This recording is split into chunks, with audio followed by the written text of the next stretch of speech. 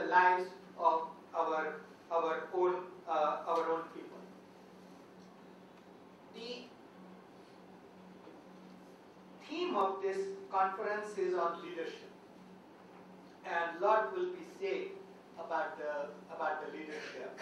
It has been rightly pointed out that leadership is required in every area, not just in one area.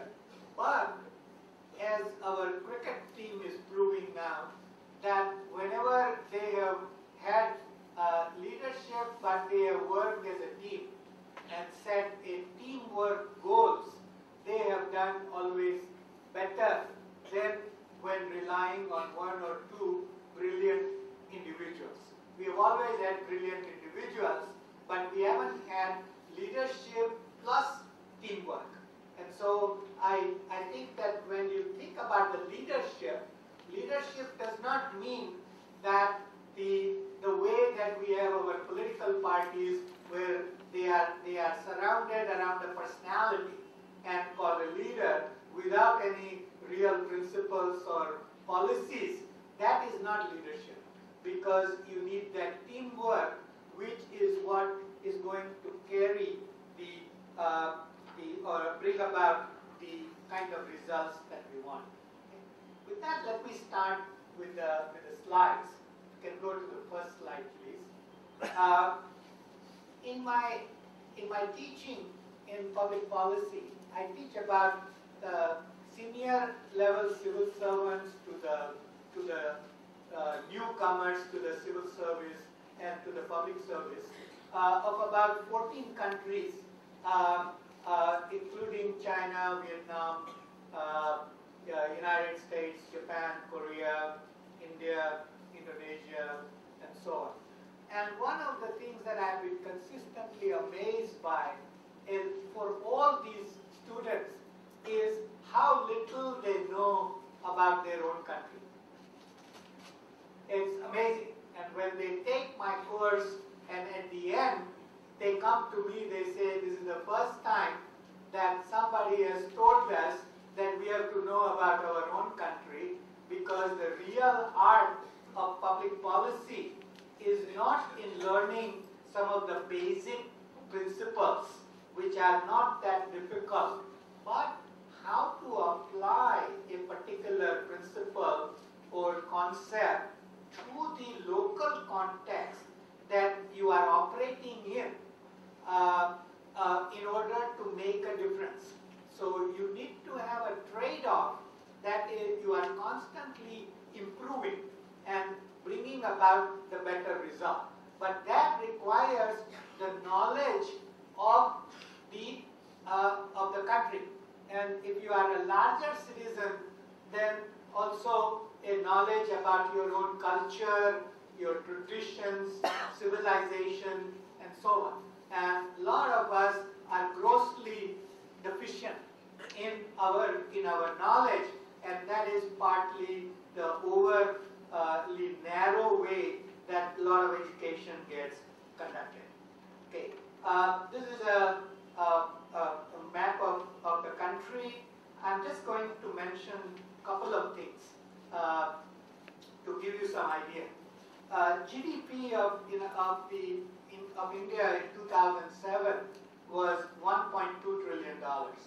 Now, in nominal terms, if you take inflation, and if we grow about 7% per year, inflation of about 5%, and the nominal rate of about 7%, real rate of 7%, we are growing at a nominal rate of 12%.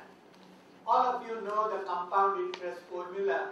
If something is growing at 12% per year, in how many years does it double? 7 years? About? So that 1.2 trillion in 2007 will be 2.4 trillion in 2014 or 2015, not very far from now. Now notice that as the economic size grows, the complexity of the economy grows, and we are going to have to manage our economy that is increasing in size, sophistication, depth, and diversity in a way that is consistent with the capabilities of the institutions and the capabilities and desire of its people. And that is where the key part is going to come in, where such high level of GDP that we have is going to provide both great opportunities and also put great responsibilities to see that that continues. And if we continue on this growth path, we'll have a $5 trillion economy in about 2021, 2022. That is not so far, because in many economic terms, even though in the political system and in other areas, we tend to think very short term. In terms of the thinking about the future of the economy, we have to think in medium terms, and this will become clear. The next important figure, which is I find that many are not very much aware of, is that our external trade in 2007, the actual trade, was $528 billion. So we already are approaching 45% of GDP as an external trade.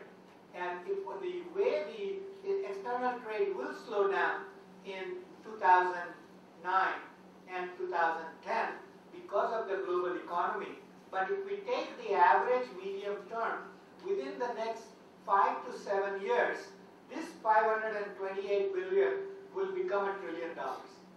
Now $1 trillion, you can think about your opportunities if we have to move goods and services, both exports and imports, of $1 trillion every year.